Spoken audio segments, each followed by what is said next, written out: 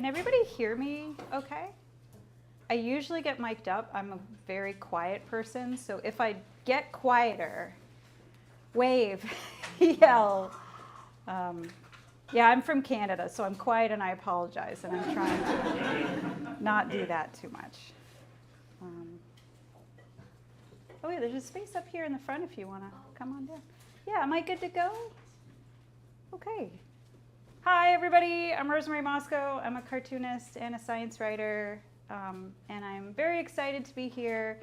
I only do what I do because of Science Illustrators, and you are amazing, and you're all my heroes, so I'm really, really honored and super excited and humbled. So I make books and comics about all kinds of living things, from rare whales that only live in the Gulf of Mexico that I'll talk about in a bit, to interesting insects, fun toads, cool bog plants. But one group of creatures has really dominated my work, and that is birds, birds, birds, birds, birds, birds, birds, birds, birds. I don't know why I'm obsessed with birds. I think they're nervous but earnest, which I really identify with. But I have spent so many years looking at birds that when I do it, my mind starts to wander sometimes to some strange things. And I think about a lot of stuff.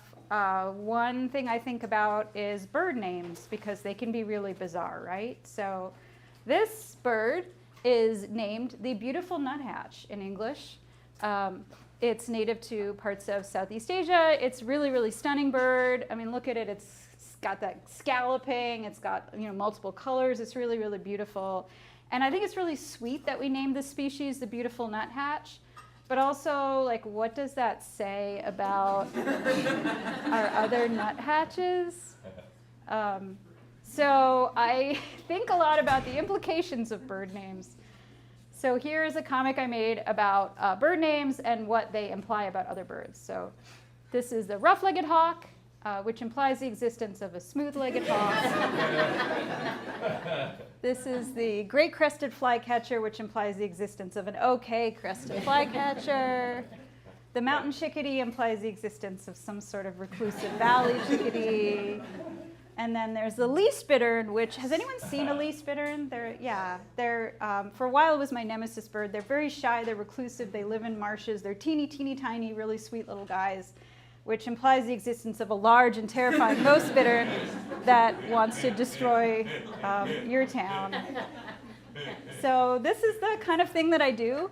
I make a lot of jokes about birds, but I also poke a lot of fun at the nature lovers experience, and I include myself wholly in this fun poking. So nature lovers, for example, express our love in strange ways, and maybe you can identify with this. So if you're a non-nature lover, you might buy flowers, you might get some sweet treats for your loved one, or you might have a lovely dinner.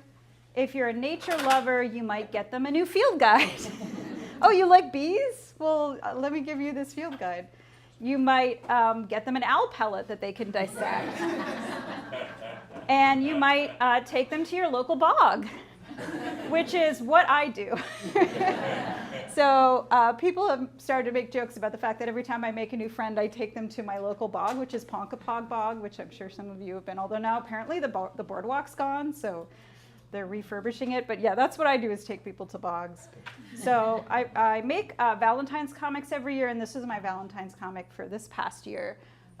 So it says, our love is like a bog, built up over time, resistant to decay, and deeply interesting to just a small number of people. Our love is like a slime mold. It's collaborative, complex, and at times unnerving to behold. Our love is like limestone. It's layered, useful for many purposes, and shaped by the friends we met along the way. Our love is like a ring-billed gull. It's abundant, found in North America, and sometimes sustained by French fries. A few people replied with, but I'm not in North America, and I'm sorry, but you have cool gulls, so you can edit it. Our love is like a horseshoe crab. It's tough, timeless, and unrelated to the true crabs, which is factually correct. And our love is like the phosphorus cycle. It's important and really hard to draw.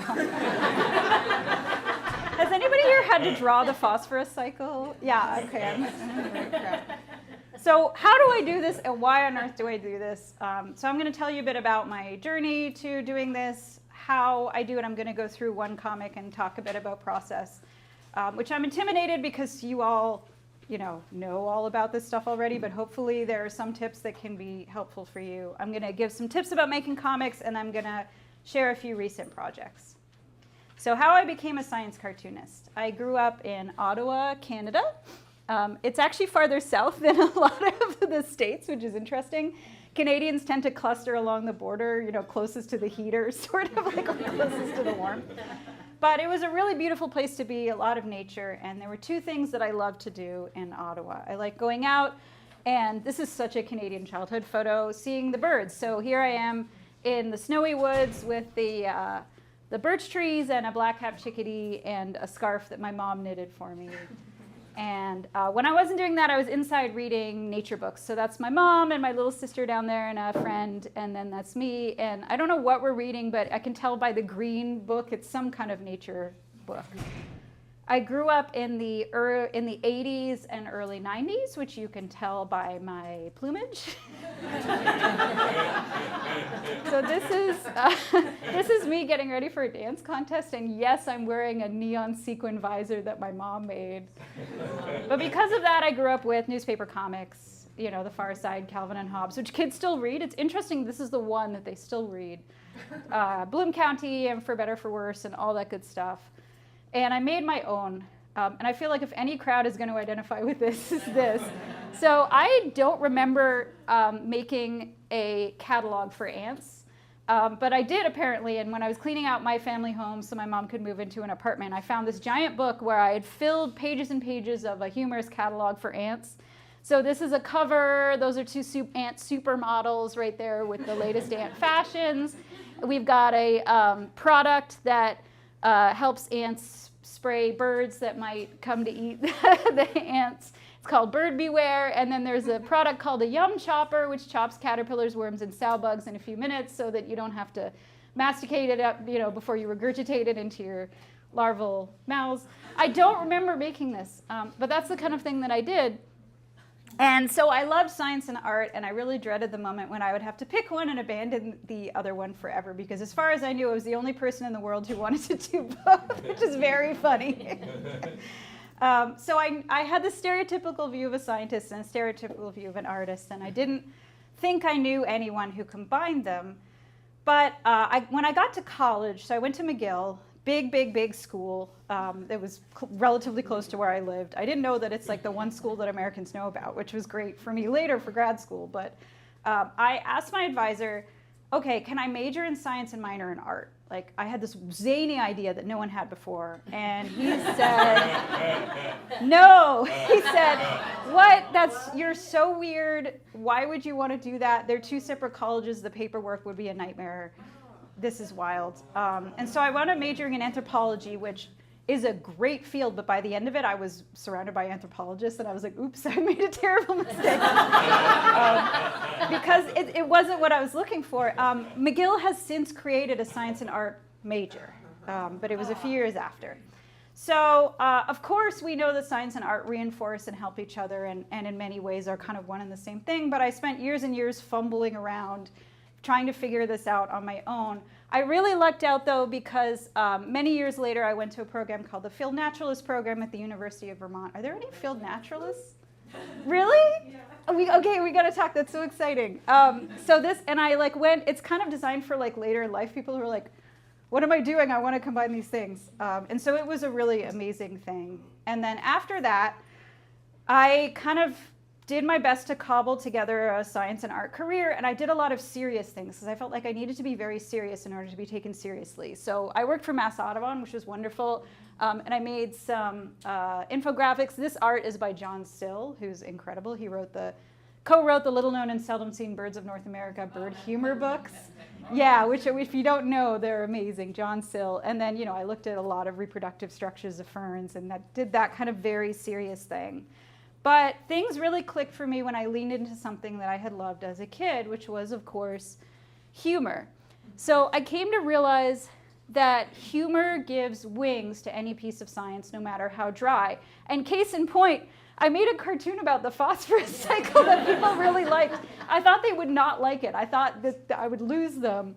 But people got excited about it. And so you add a little joke and people will stick with a piece of science that you wouldn't expect.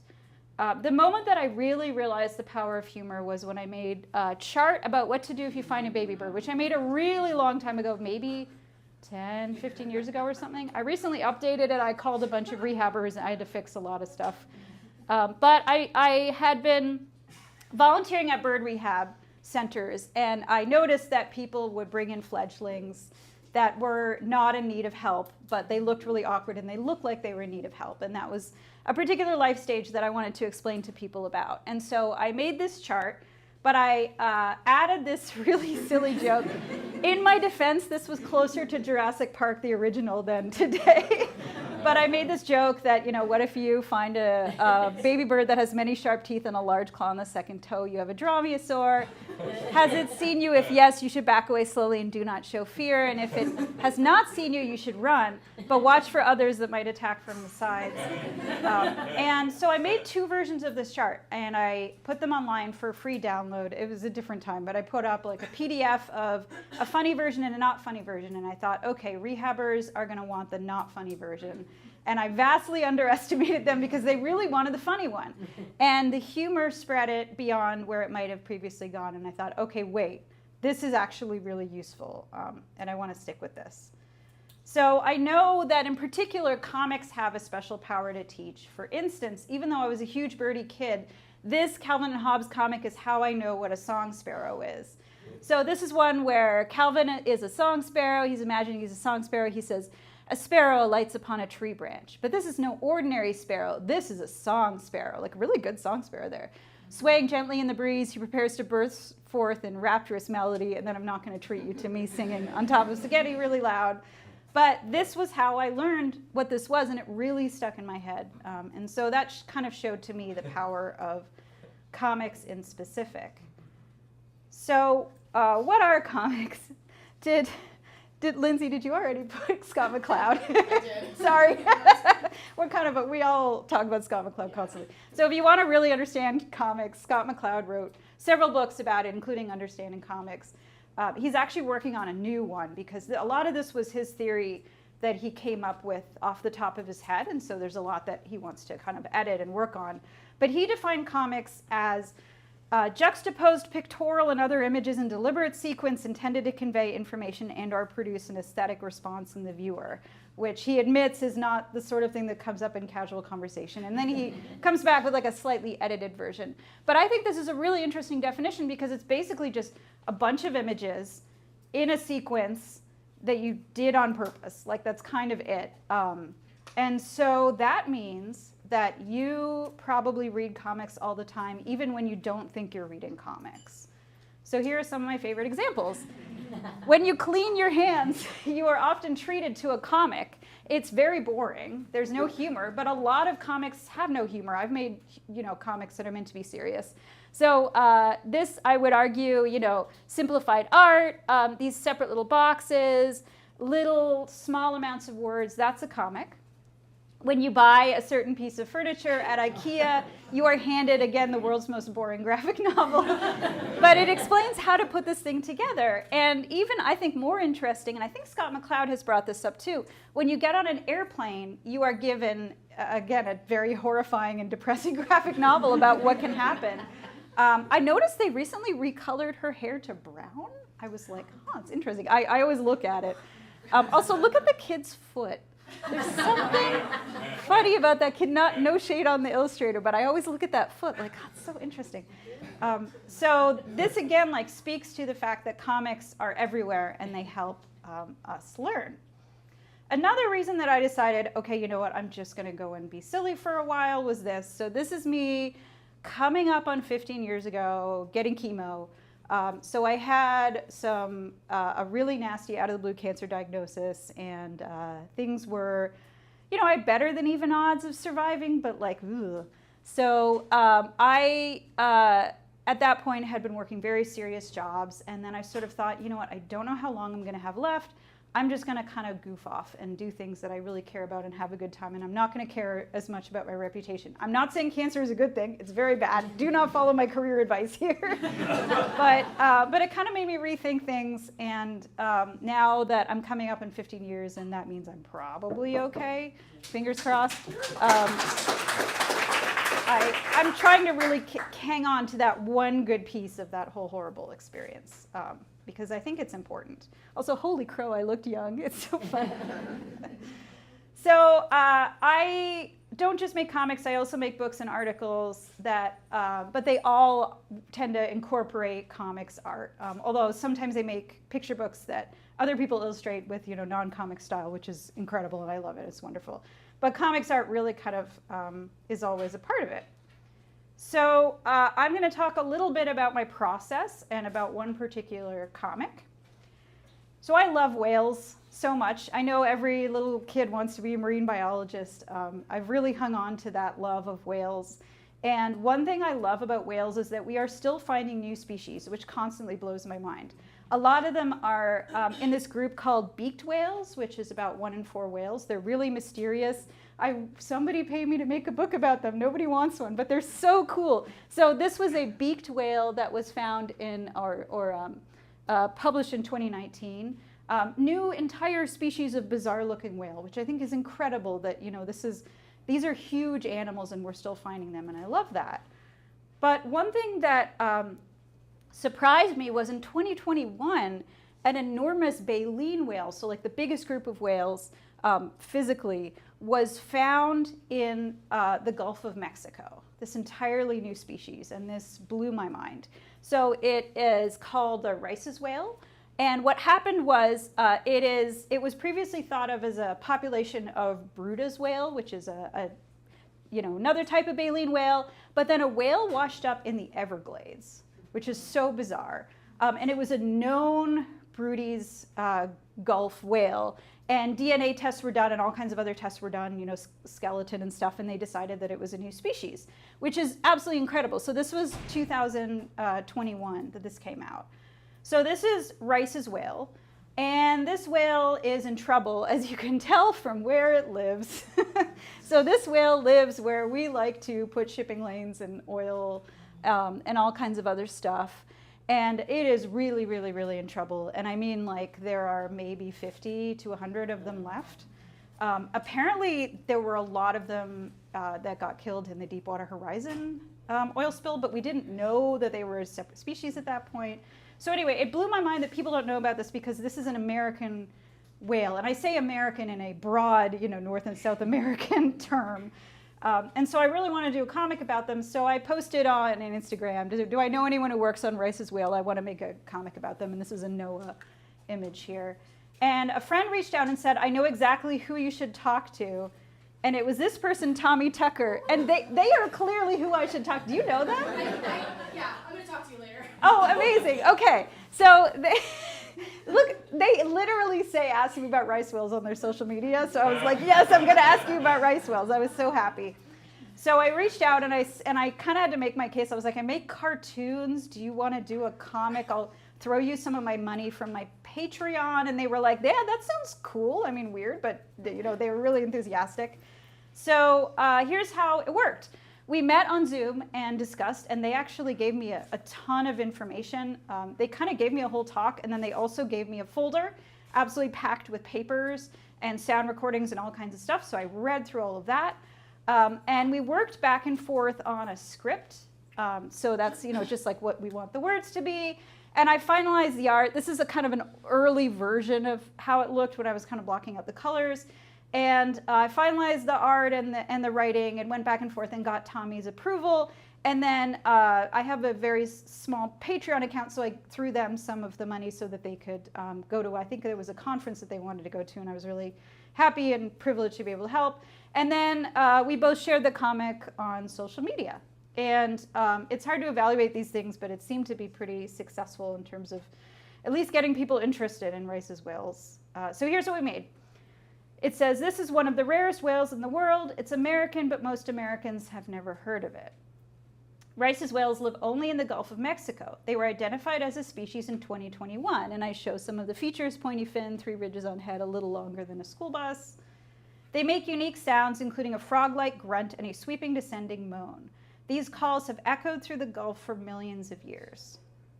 Today, there are fewer than 100 Rice's whales left, maybe only 50. Oil spills, noise from industry, and shipping traffic make things tough, especially since these whales sleep close to the surface at night. Rice's whales are a treasure. For those of us in Mexico or the USA, they're our treasure. They're ours to marvel at, to love, and protect. So that's what we came up with. I'm going to go through a few details from this project. So yes, I compared them to a school bus. A lot of non-American readers were like, it's always a school bus with you. But the audience was, you know, people in the United States and Mexico. So come on, we need something. It was just very funny. I guess school buses are not as much a thing, but I thought that was a useful comparison. No one's probably going to notice or care, but I snuck in some kind of sonograms of the, I don't know if that's the right word. Yeah, okay, good. Of the Rice's whales calls, because one of the ways they were identified as a species was their unique calls. And then there's little frogs, because they make frog-like sounds. I came up with a way to indicate 50 whales, which was by these different tails. They're all like a tiny bit different. And then I, again, not something anyone would notice, but I immortalized that whale that beached in the Everglades. Witch hazel is the name of that whale. And so it had these particular, I think they're like cookie cutter shark scars, and then this interesting dorsal fin, and so I put that in there for that whale. And then I was really curious what message Tommy wanted to put in, because I thought it should be a call for action or something like that. But they told me that all they wanted to express was like, hey, these exist and we should love them, which I thought was so interesting. They, you know, have lived on the Gulf, and this is what they suggested. So that was what we went with. So that was kind of A to Z of a project. And now I'm going to give you a few little tips for making your own comics. And I apologize if I'm retreading anything that was just done, but hopefully it's useful. So I'm going to use this one as an example. This is, again, a comic that pokes fun at nature people and us birders specifically. So this person says, hey, do you want to drive really far and spend hours staring at distant, rapidly moving gray-brown objects while trying to find subtle differences between them? No. What if they're bird-shaped? Then absolutely yes. Yay, shorebird season. Woo! So first off, what are these things called that all the words are in? Yeah. So yeah, I heard a few different things. They're called a million different things: speech bubbles, dialogue balloons, word bubbles, et cetera, et cetera. And one mistake that I see people do often is making a mistake in how they position their speech bubbles. So when you read a comic, you read it left to right and top to bottom, at least culturally here. So when you position your characters and your text, you have to do it the same way. Otherwise, people will have a moment of confusion, and then you've lost some of them. So here we've got the original panel. So you're reading left to right and then top to bottom in terms of how you position these. Another option would be to squeeze in this one right here. But the word absolutely was too big, so that's why I put it lower down. The middle option, you have a moment of confusion where the second text you have to jump up. And that I find puzzling. And then that last one, oh no, like that even takes me a second, and I made it. So position your panels as well, and your characters within your panels. I know this isn't always possible, so sometimes you have to kind of work around it, but in order to also have them read left to right. Okay, so I just kind of gave this away, but what are these boxes called? Yeah, panels, yeah. So panels are what comics are made out of. They're just, you know, little boxes or circles or whatever, separate shapes. By the way, I use comic and cartoon interchangeably. There's technically a difference between them, but that's kind of evaporated recently. One is one panel, one is multiple panels, but I don't think that's super useful. Okay, so we know about panels, but what is the space between the panels called? Gutters. Gutters, yeah, okay. Which is a kind of a mean word for a really cool concept. So gutters are magical things, because when you read a comic, you know that time or space or something, point of view, has changed in that interim little blank space. And I think that's wild to me, that that is even possible with comics. And that's where all the magic is. So Scott McCloud identified transitions, which are basically ways that things can change from one panel to another. And I think it's really fun to learn about and to explore these different transitions because they can really add some dynamism to your comics work. There's a last one that he added, which is non sequitur, which is just make random things happen, but I don't think that that's super relevant for anyone who's trying to communicate something, but you can have fun. So the first one is moment to moment, so go from one moment in one panel to another moment in another panel. The second one is switching from action to action, so here we've got a guy getting ready to hit the ball, and then he has hit the ball. We've got subject to subject. That, you know, when you have one person talking and the next panel another person talking, that's a very common thing. And then scene to scene, which is what I've done here. So what's interesting about this comic is in the first two panels, they're somewhere totally different. And they've indicated that they're going to drive really far. And in the next panel, they've driven really far, and you know that that's happened, which I think is really incredible. So that would be like a scene to scene. And then there's an aspect to aspect, which I would encourage you to experiment with. And that one is when you're setting a scene, put some panels that just show little elements of the scene. You know, the sky, a bird chirping, something like that. They don't necessarily have to be happening, you know, in any sort of chronological order. It's sort of like when you're setting the scene in a movie and you want to show, you know, here's where we're at. You know, it's a sunny day, there's people talking over here, there's a dog barking, like that kind of thing. And that can be a really, really fun thing to experiment. And I know I just threw a whole lot at you, but I think that that is kind of a fun thing to explore. So, and again, that's in Understanding Comics by Scott McCloud. Another important thing is legibility. And this is not, this is an ironic slide because my comic is not legible here. But a mistake I see people make a lot is that they will make the text too small, and then people have to pinch zoom or really try to figure out how to read a comic on mobile or on you know, a desktop or something like that. So try to make sure that your font is big enough. Sometimes it has to be way bigger than you even expect to be read in that format. And if needed, you can use a font of your own handwriting, which is what I do. So I had a graphic designer friend make me a font. I still go in and kern, and I do all kinds of little things because the kerning in it I'm not like super happy about, so I still go in and tweak it a whole lot. But it really helps. I had repetitive strain for a while, and that really helped me too. So using a font can really improve legibility. Also, just have a good time. I had a really terrible idea recently, and then I just went with it, and I had a good time, and it was really fun. So here's an example.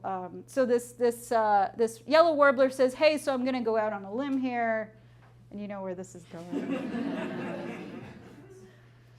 Yeah, just like comics can be a fun way to play and goof around and have a good time. Okay, so recent projects. I'm going to share just a few projects that I've worked on recently to show you what that all works like. So I've started in the last couple of years making a birding terminology comic for the Cornell Lab of Ornithology's Living Bird magazine, which is really fun. So for years they had a column in Living Bird called Bird Word that was sort of takes up a little backspace, and it's just an interesting book, you know, guide to some tongue-twisting ornithology terms. So I took it over and I've been illustrating it. So here's an example. The most recent one was loafing, which is a verb which means sitting or standing around for a period of time without engaging in feeding or breeding activities. Many birds gather to do this in dedicated loafing areas. So here's what this bird is doing. It is plotting the next great American novel, a sweeping tale of a lovelorn barnacle set against the backdrop of the ocean acidification crisis. What ornithologists say this bird is doing is loafing. So I'm pretty obsessed with birding terminology, and I just came out with a book called The Birding Dictionary. I have a few of them if anyone's interested in grabbing one, but absolutely no pressure. They are sadly, we've had a stock issue and a lot of them are sold out, and so it's not in a good way. So it's unfortunate. They're kind of hard to find, but there's still a few around. But this project was really, really fun. So my previous publisher Workman basically reached out and said, we want to reboot a series of hobby dictionaries. Do you want to make a birdwatching dictionary? And I said, yes, 1,000 times yes. And so my challenge with this book was to include definitions that appealed to everybody and to specialized birders. I thought this would be important because the thing about bird watching is that it can often feel intimidating to people and push people out. And I find that very frustrating because I think everybody can bird. If you're looking at a bird, you're a birder. So I really wanted to make it kind of give some joy to those specialized birders, but also bring in everybody. So here was sort of an example of a broader definition that hopefully everybody could enjoy or at least read. A goose is a duck with a larger bite radius. And then for more specialized birders, we've got LBJ, noun, the short form of little brown job, which is a dismissive term referring to one of many small birds that are frustratingly difficult to identify, such as wrens and sparrows. 2, the short form of Lyndon Baines Johnson, the 36th President of the United States, who is easily distinguished from the other LBJs by his lack of a beak. And then I have this. It's really gratifying that y'all are laughing at this. You write a humor book. This is my first time doing this. And then you edit it for 3 years, and then you're like, I am not funny. So yeah, anyway, here are a variety of different browns that you might see in a swamp sparrow. Okay, so one more project. I was recently photographing a gull, and I witnessed a crime. So this is a American herring gull. They recently got split from the European ones. And this beautiful bird was on Plum Island in Massachusetts. And I was excited to see that it had a band, because then you can report the band and you can find out more about this bird. You can report it to reportband.gov. So I kind of knelt down, I started taking pictures, and while I was taking pictures, it ran up to this beach bag, it ripped it open, it pulled out a plastic bag, and it started stabbing at the bag, and it pulled out this other bag of pretzel goldfish crackers, and then it started stabbing those. And then the owner of the beach bag came running over, and it was a whole scene, and I slunk away super embarrassed with my camera. But I got the bands, yay! I felt really bad. So I sent in the information to reportband.gov, and I got, what you get is a nice little certificate. It's really fun. But I also learned that it was banded on Appledore Island, which is an island that has the Gulls of Appledore project, which is this incredible all-volunteer project that's been going on for years. And so the bird is known as U10. And I heard from the people who banded him, and they love him so, so, so much. They have so many reports of him stealing food. He's a devoted mate. He's a really devoted parent. He gives extended care to his offspring. Like he was such a really cool individual. So I made an article about him and about the Gulls of Appledore project for Audubon called The Ballad of U10, How One Mischievous Bird Taught Me to Love Gulls Even More. And I got to do some comic illustrations. My favorite one was this one over here. So there's a fellow up in Maine called Dr. Perlett who studies gulls that nest on roofs. And he told me that there was a nesting colony on a roof where these gulls were all over this roof, and that a beautiful hotel went up next to the roof, next to that building. And the owners of the hotel could see what was coming, and they were like, oh no, we don't want our hotel to be covered in gulls. So they put a bunch of fake owls on top. And Dr. Perlett was like, what's going to happen? And so he leaves for the season and comes back in the spring, and the gulls have decapitated all of the owls and are incorporating them into their nests, which was truly incredible. I love them so much. So I'm going to end with a comic. So teaching people about birds and other wildlife is important, but I feel like more and more I've been thinking that connecting emotionally is also important, if not more important. And I do this, but sometimes it involves taking risks. And by that I mean I put out sort of feelings and experiences that I have privately, and then people get to judge it on the internet. And that can be terrifying. So I guess last year I had this idea for a comic based on the fact that I find myself talking to animals. And by that I mean I'll be walking, out in the woods, and I'll see a squirrel, and it'll jump away, and I'll go, oh, I'm sorry. Which I know that's like a Canadian thing. But I started to wonder, do other people also do this? Like if I see a really cool bug, I'll be like, you are amazing. Look at you, you're doing such a good job. And it's kind of counterproductive. The gull or bird or squirrel, or the squirrel or bug or whatever does not actually want to hear me talking at it, and it can't understand, and it just comes out unwitting. And so I thought, do other people do this or is it just me? And on a gamble that maybe they do, I made this comic called Things I've Spontaneously Said to Animals. So it includes, oh, I'm sorry I scared you. If I want to be Canadian, I should say, oh, I'm sorry I scared you. You're doing a great job. Go, go, go. Hello, beautiful. That's one of the, California endemic garters. Oh, tell me more. And finally, you're perfect. You've never done anything wrong in your entire life. So I put this online and I said, does anyone else do this? And I was really worried that people would say no. So here's some replies I got. This person said, I definitely do, and I've said every one of these except the last one. I also tend to say, oh, don't worry, it's only me when I accidentally startle an animal, as if they all know who I am.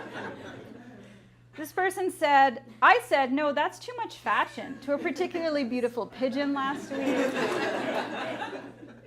I may on occasion ask birds of prey sitting on their kills if that's a good nom-nom they got. I ask our neighborhood swans when they're going to have cygnets. We're not getting any younger. And my all-time favorite comment I've ever gotten by this person named Toilet Pigeon, who is an astonishing tattoo artist, really good, said, once I helped a bee off the sidewalk and showed him directions on my phone to help him find the botanical gardens. I was very drunk, but it is a treasured memory.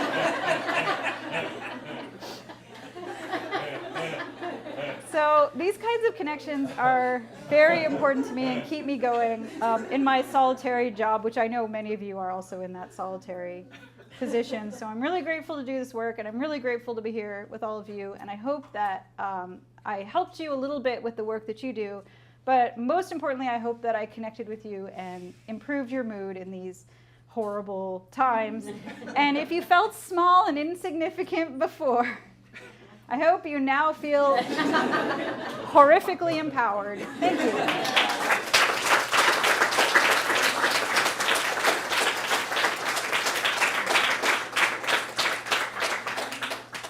So if anybody has questions, let's see. We've got two back-to-back in the gray shirt, gray blue flowers. Yeah. So I guess I'm like curious about have you done any exploration of like comics as like an artifact, as in like risographs, like accordion, vertical, like physical vertical like comics, storytelling? Oh, I haven't done vertical, but I did zines for a lot of years and went to zine fests when I was up in Canada. There's like a really thriving zine. It was Canzine, which I don't think is around anymore, and then an Expozine, which is in Montreal.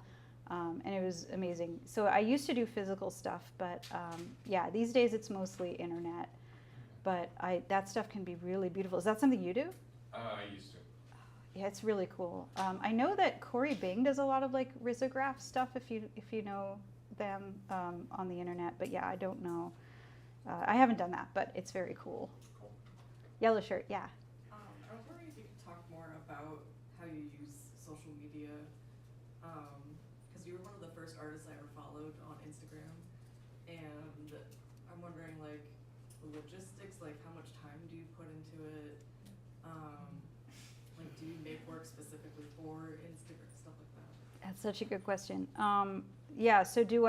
how much time do I put into social media, and do I make work specifically for Instagram? So I post to Instagram and Blue Sky and Facebook and Tumblr and no longer Twitter.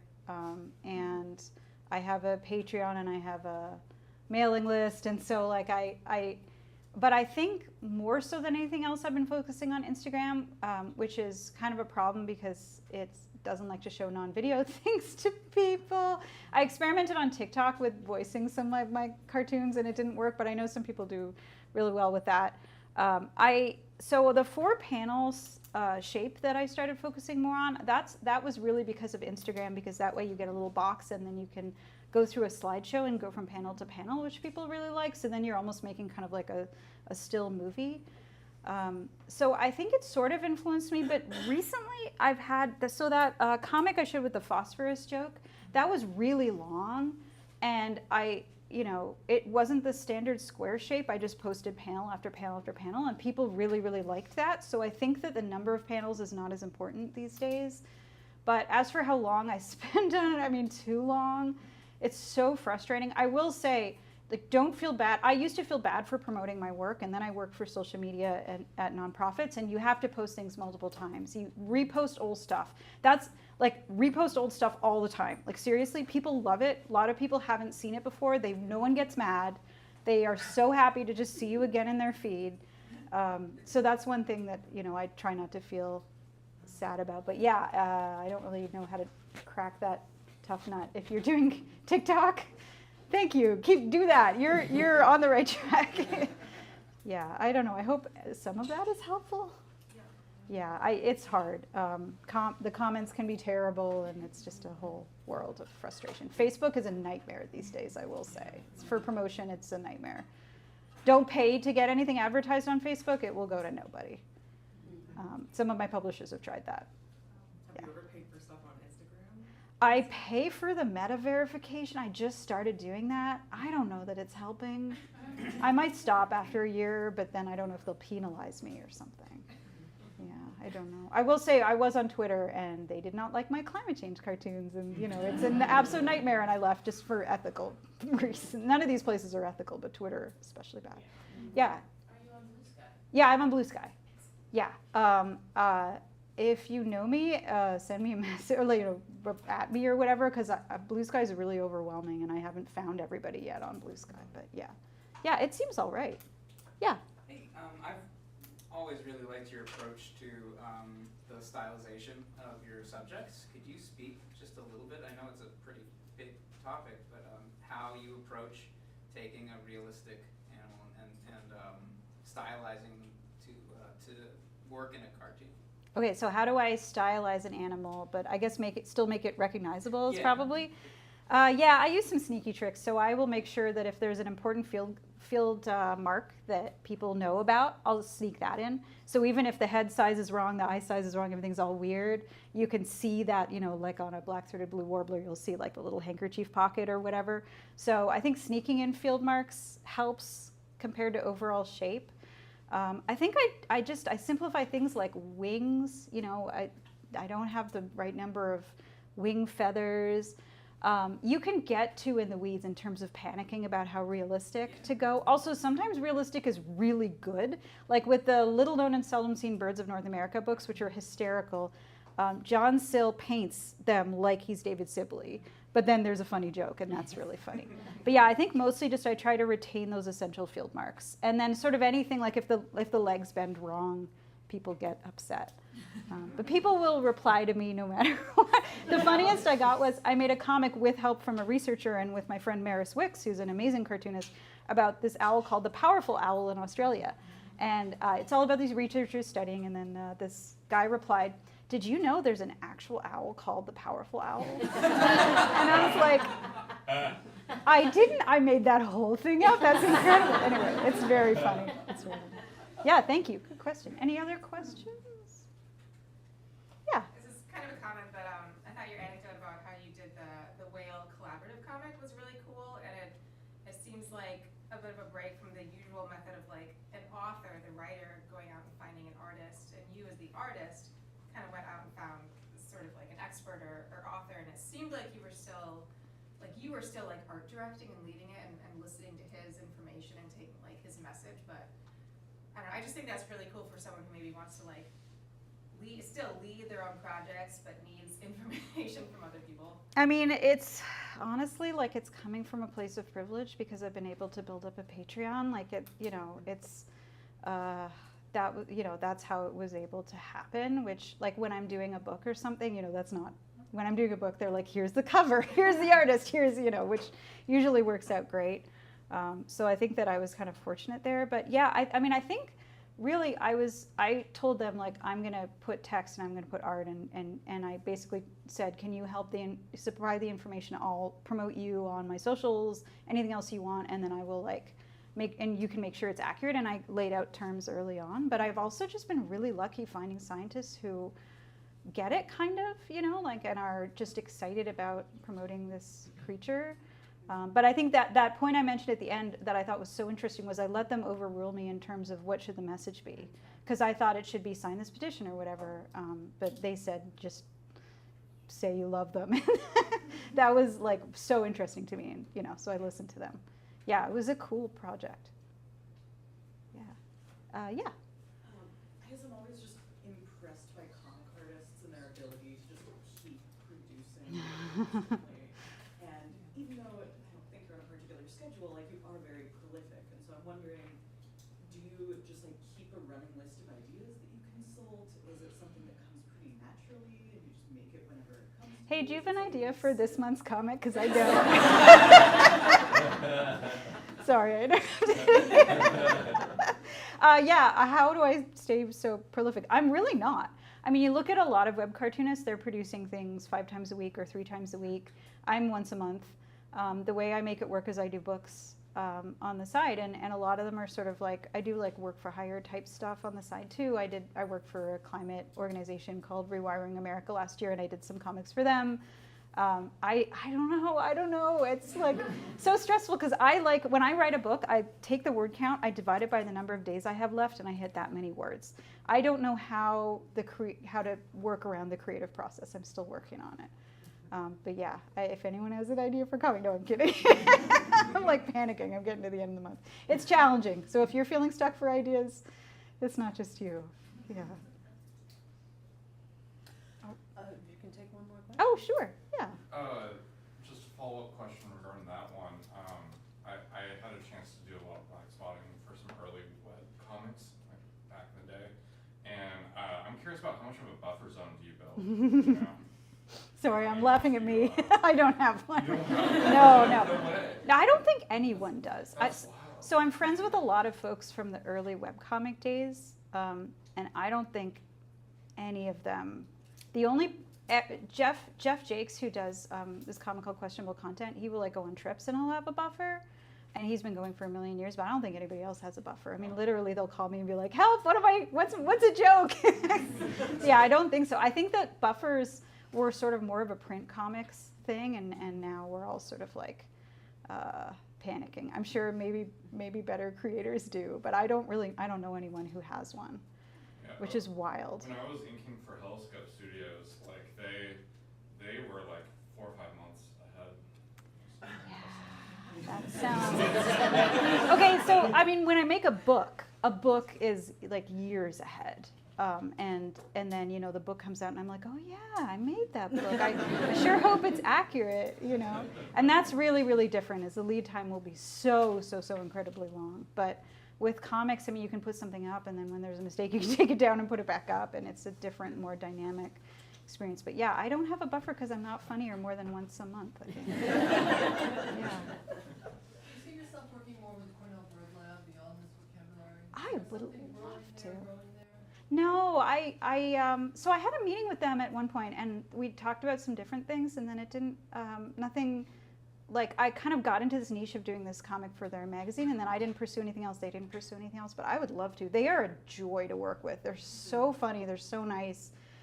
They kind of let me just go wild with the terms, and yeah, they're amazing. And they have a Science Illustration Fellowship, right? Is it Bartels or something? Which I hear is very good. I have not done it, and I probably won't because I'm not an illustrator, but yeah, they're very cool. I think that's worth looking into. All right, one more because it's you, Barrett. Oh. You're hinting that you have less control over book cover and other elements. Could you talk about that a little bit? Oh, Does it yeah. depend on the publisher? Yeah, it depends on the publisher and type of book. If you haven't done a picture book, or if you're like, here's how those work, there is such a buffer. So basically, you never talk to the illustrator until the book is done. And you are allowed to provide feedback in a very structured way. They can ask you questions in a structured way. They speak through their agent, you speak, or through the publisher. You never interact. And it's very weird because then the book comes out and you email them and say, hey, I had a really good time working with you. It's nice to finally meet you or whatever. But it's very siloed, and I think that's for a reason. I think that's to avoid, there's probably some bad reasons for it, but I think it's to avoid, like, you've all probably had that experience of someone being horrible to a graphic designer, like, can you blend yellow into red without making it orange? Like, these terrible questions. So I feel like someone needs to be in the middle who's gonna make sure that everybody is respected in that, but it's very weird. Comics are more interactive, but with a lot of picture books and other book stuff, you don't communicate at all. Yeah. Thank you. Yeah. Okay, well, thank you, Rosemary.